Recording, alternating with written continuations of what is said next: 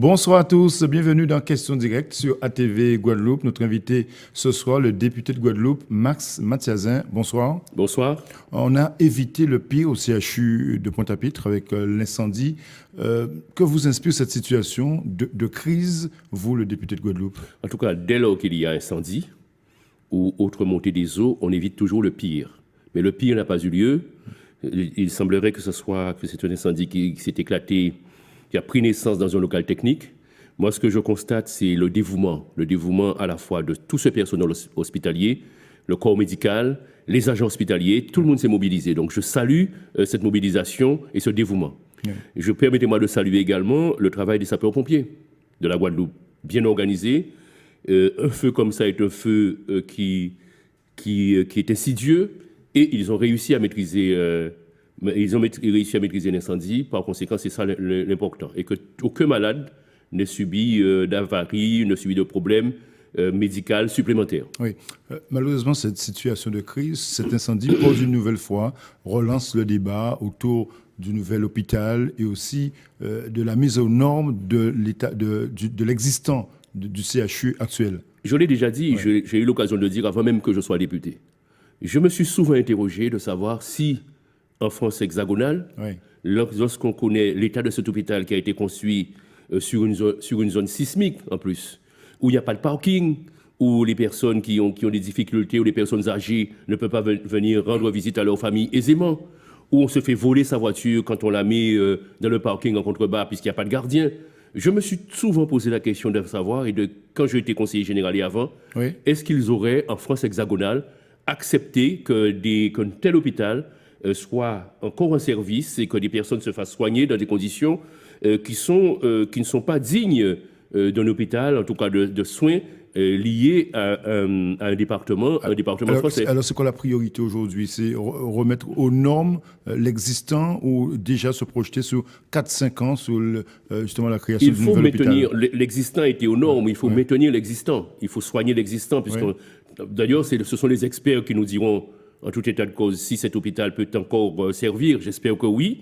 Dans combien de temps? On ne sait pas. Ouais, on sait donc pas, il faut savoir. Les dégâts sont très importants. En tout cas. Il faut savoir calme garder. Mais ce qui est important, c'est qu'il faut un lieu, puisque les malades ne pourront pas rester indéfiniment dans des cliniques ou disséminés. Il faut que le CHU puisse retrouver son fonctionnement dans les meilleurs délais. Et ça, ce sont les experts qui nous le diront. Je sais que la ministre vient, mais ce sont les experts qui se prononceront. Oui. Quant à savoir quelle est la cause de l'incendie, je ne me précipite pas parce que je ne tirerai pas des conclusions hâtives.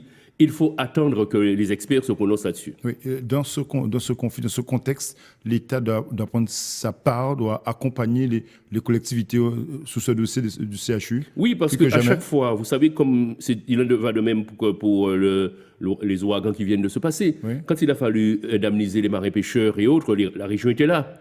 Par conséquent, je crois que la région était présente, le département. Oui. Je crois qu'il faut que ces collectivités soient aidées, parce que ces collectivités font de gros efforts, mais en matière de santé publique, il y a une responsabilité de l'État, indéniablement. Et ça, vous le direz à l'Assemblée nationale? Non seulement je le dirai à l'Assemblée nationale, je commence par le dire ici, pour le dire encore plus fort à l'Assemblée nationale. Je vous le dis tout simplement parce que vous faites pleurer même à l'Assemblée nationale sur des sujets importants, sensibles, comme l'esclavage en Libye.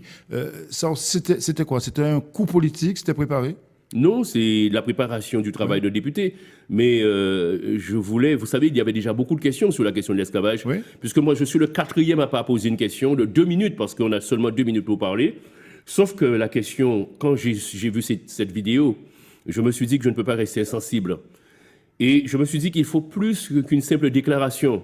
Et comment parler de l'esclavage si on ne parle pas de soi-même, si on ne parle pas de ses ancêtres, si on ne parle pas de Delgrès, si on n'est pas habité par cette situation, puisque nous savons d'où nous venons, même s'il y a beaucoup de Guadeloupéens qui nient ou qui dénient leur provenance. Moi, je n'ai aucune espèce de dénégation vis-à-vis de ces origines-là. Oui. Nous sommes un syncrétisme culturel. Nous venons de beaucoup, mais nous venons aussi de ces esclaves qui viennent d'Afrique. Et après cette intervention, vous avez le sentiment que le regard a changé, justement ce regard posé sur les élus ultramarins à l'Assemblée nationale? En tout cas, je n'avais pas fait cette intervention. Je ne m'attendais pas à ce qu'il y ait une telle ovation. Je l'ai faite avec mon cœur. Je l'ai travaillé le lundi matin à partir de 9h jusqu'à minuit, parce qu'il fallait la prononcer le lendemain à 15h.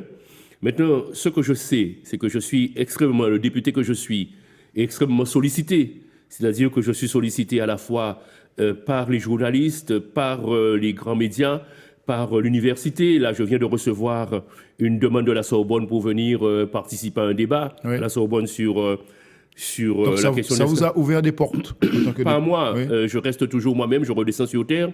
Il y a des choses que je refuse, mais ce qui m'a le plus touché, puisque cette vidéo a fait le tour du monde, ce sont deux choses. La première chose, c'est un chauffeur de taxi à Paris qui me reconnaît et d'avoir reçu avant-hier des remerciements d'un pasteur américain qui voudrait venir, me dit-il, me rendre visite en Guadeloupe. Oui.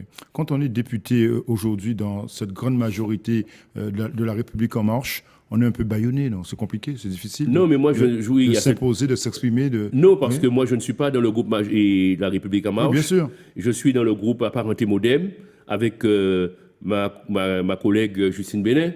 Et comme vous le savez, lorsqu'on appartient à un groupe moins important, on peut parler plus facilement, plus librement.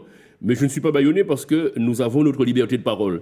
Et c'est ce qui est important, c'est que j'avais toujours dit que je soutiendrais des mesures positives, mais que pour les mesures négatives, qui seraient négatives pour notre population, je me ferai entendre. Est-ce que c'est plus difficile aujourd'hui de défendre des dossiers de la Guadeloupe, des départements d'outre-mer, avec justement un député comme Olivier Servat qui défend tous les jours la politique du gouvernement? Est-ce que c'est plus compliqué aujourd'hui pour vous? Mais le plus important, c'est que nous nous concertons souvent. Nous ne sommes pas toujours d'accord, mais je dis à Olivier qu'il est nécessaire que l'on puisse rester unis en tant que Guadeloupéens, parce que je fais comprendre aux Guadeloupéens aujourd'hui, enfin je le dis, et ils vont le comprendre, que la Guadeloupe est à une période charnière.